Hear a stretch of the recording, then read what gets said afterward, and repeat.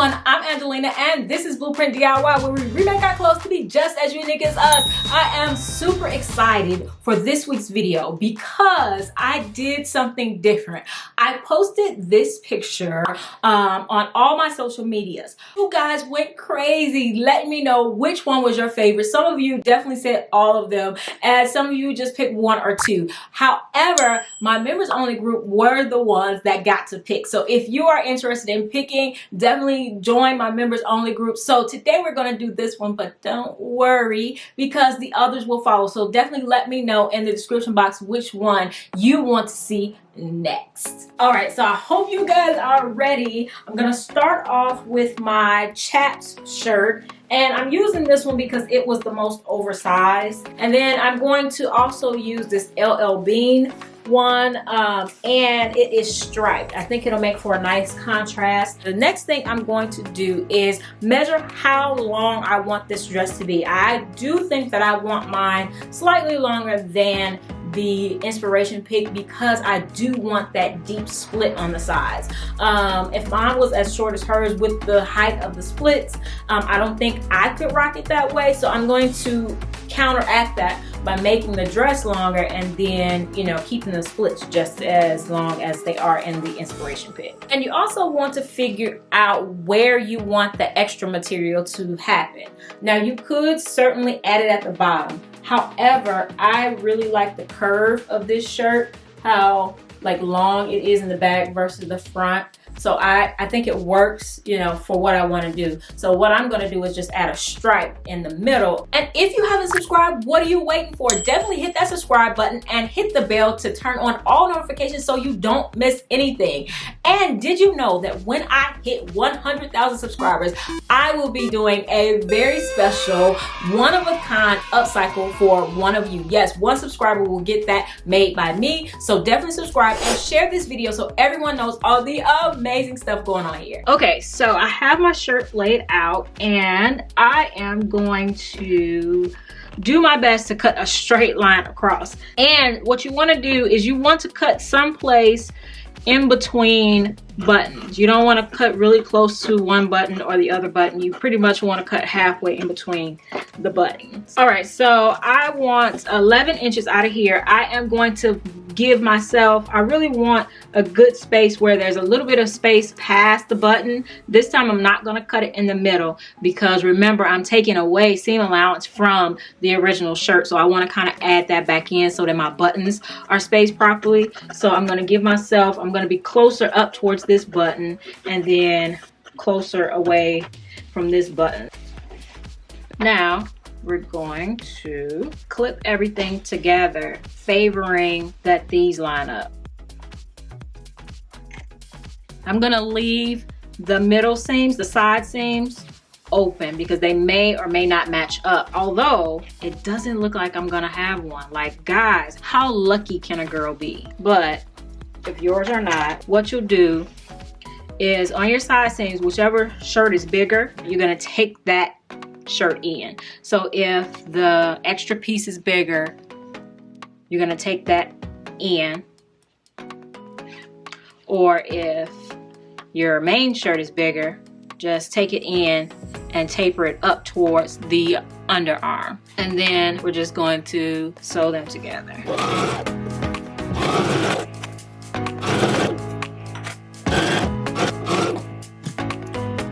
All right, so that's how that turned out. It's looking pretty good. And in the end, I will serge the edges. If you don't have a serger, you can overstitch or zigzag the edges. You can also apply fray check, and you also could have done like a double stitch and fold it over so that you don't see anything on the inside. So I'm going to do the exact same thing. Lay this out, lay this on top. I'm just going to sew it together, and then we'll serge it and decide on our top stitch. And if you guys get stuck along the way, you can definitely join my free Facebook group. It's a private group where a bunch of upcyclers can get together and share our before and afters, as well as get help along the way. All right, so this is how it's looking. I am very pleased. You definitely want to, at this point, try it on to make sure that your buttons are lining up and you like the length of it and everything. But right now I'm going to decide my top stitch direction, or the direction of my stitch, so I can top stitch. And I'm just going to follow what it wants to do. So basically the striped material is going up on the top side and down on the bottom side. So that's what I'm going to do. I'm gonna leave it folded the way it is, and then I'm gonna stitch on top of the just regular blue shirt. The other thing I'm gonna do is go ahead and start taking apart the side seam up to a certain point. You can try it on and add a pin for how far you want to take yours up. All right, so this is what I am left with, a split. So what I'm gonna do to the back portion is just kind of like fake, because it's just so thin right here. I could serge it and just leave it like that. And then just sew it down, but I think what I'm gonna do is just like taper a little over and then fold it again and then sew that down like that.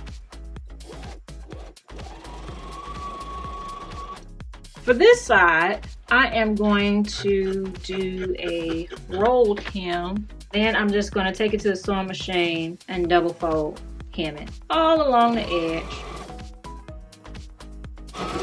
All right, so now it's time to see how it turned out. I absolutely love it, and I know it's not going to be for everybody, because sometimes I wear things that are kind of big and baggy and you guys don't like it, but I have the type of form, like my body shape, I can pull this off. And you can definitely add the corset pleats to it like we did a couple of videos ago and make it form fitting if that flatters your figure better. But I absolutely love this. Like, I could wear this thing to bed. I could wear it to church. I could wear this anywhere. And then I could wear it like dressed up. I could wear it casual. Throw on some sneakers, my Adidas Falcons, and some striped socks. That is me. Like, that is me 99% of the time. That is me. And I'm not even like a casual dress wearer, but I would wear this on a regular every day. And combined with my new Steve Madden birthday shoes. Yes, this is my birthday month,